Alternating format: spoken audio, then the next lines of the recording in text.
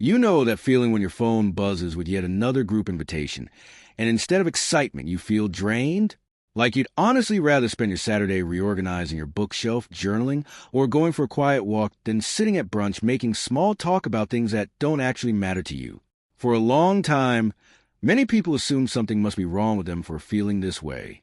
In a world that celebrates constant socializing, packed calendars, and big friend groups, preferring a smaller circle, or even solitude, can feel like a flaw. But psychology tells a very different story.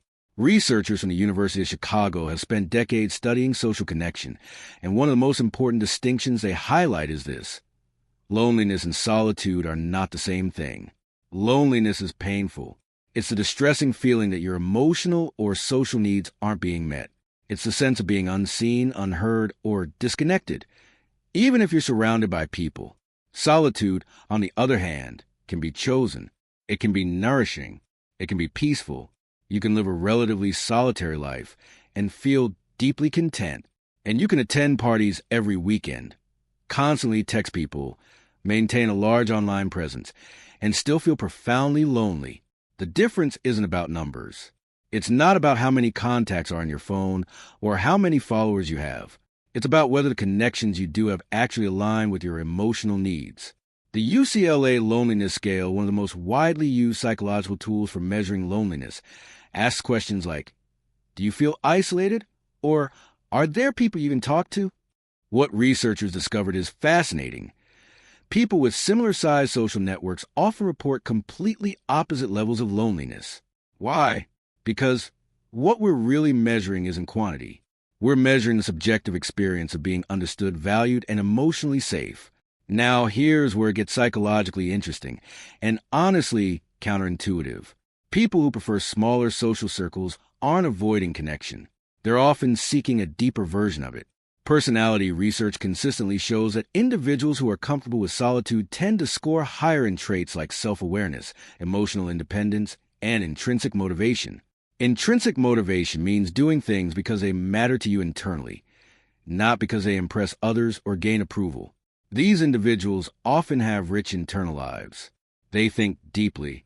They reflect. They process. Their sense of identity isn't entirely dependent on constant external validation. And that's not a weakness. It's psychological maturity.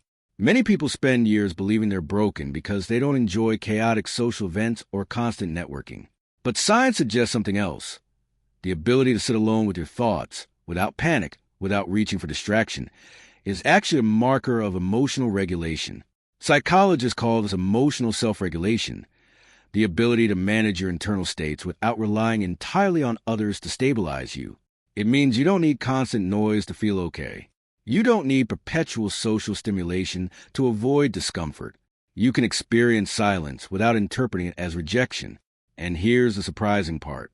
Research on social isolation versus loneliness shows that people who are comfortable being alone often develop deeper, more stable relationships than those who cannot tolerate solitude. Why? Because when they choose connection, they choose it intentionally, not out of fear, not out of emptiness, not out of desperation. They invest their social energy carefully.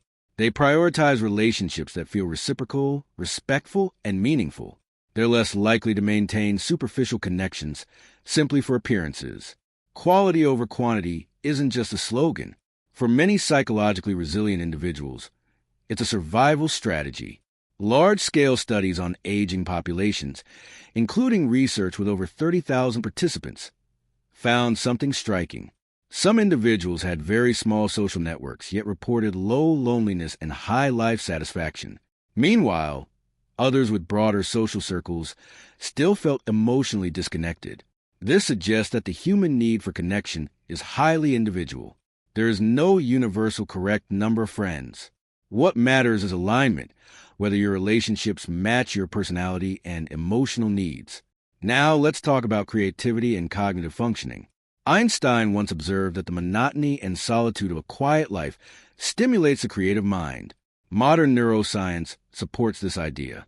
When your brain isn't constantly processing social cues, reading facial expressions, navigating group dynamics, performing expected roles, it gains cognitive bandwidth. In quiet states, the brain activates what's called the default mode network, associated with introspection, imagination, and divergent thinking. Divergent thinking is a mental ability to generate original ideas, explore multiple possibilities, and make unexpected connections. Solitude creates space for that. People with fewer friends aren't necessarily missing out on inspiration. Often they're cultivating it. But there's an important nuance here. Having few friends doesn't automatically mean you're healthy, and having many doesn't automatically mean you're unhealthy. What psychology warns about is chronic perceived isolation. Research from institutions like the National Institute on Aging has shown that long-term feelings of loneliness, regardless of objective social size, can impact cognition, cardiovascular health, and even mortality risk over decades. Persistent loneliness has been linked to increased stress hormones, reduced immune function, and cognitive decline. So the real question isn't how many friends you have. The real question is, do you feel connected? Do you feel emotionally safe with someone? Understood by someone? Valued by someone? If the answer is yes, even if it's just one or two people, psychological research suggests you are not deficient.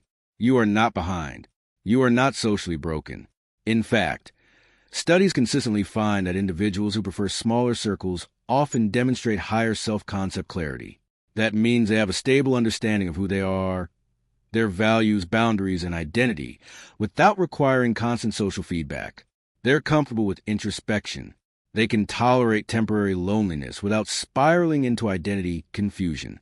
They understand something powerful. Solitude is not emptiness. It is space. Space to think. Space to create. Space to process emotions. Space to grow. This doesn't mean they never experience loneliness.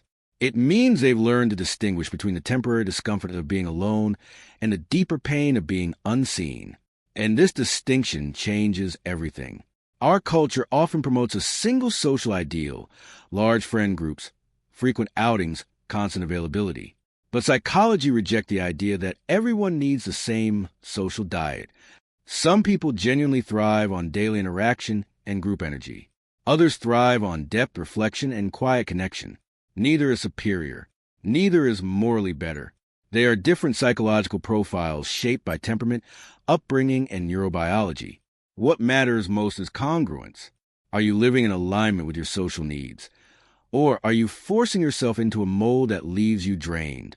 If you constantly push yourself to attend events you dread, maintain relationships that feel hollow, or perform a version of yourself that isn't authentic, your nervous system notices. Chronic social misalignment leads to exhaustion, irritability, and even subtle identity erosion. But when your external life matches your internal wiring, something shifts. Energy stabilizes. Relationships feel less performative. Solitude feels restorative rather than scary. At its core, the psychology of having few friends isn't about social failure. It's about understanding that human connection exists on a spectrum, and your position on that spectrum deserves respect. The person with two deeply trusted friends and a rich inner life is not losing at life. The person with dozens of acquaintances but no one to call during crisis is not necessarily winning. We are all trying to find a balance between connection and solitude that allows us to be fully ourselves. And sometimes that balance looks quieter than the world expects. Choosing depth over noise. Choosing alignment over approval. Choosing the few who truly see you over the many who simply know your name. If you ever felt slightly out of place because your social world looks smaller than others, psychology offers something reassuring. You are not broken. You may simply be wired for meaning over volume. And there is strength in that.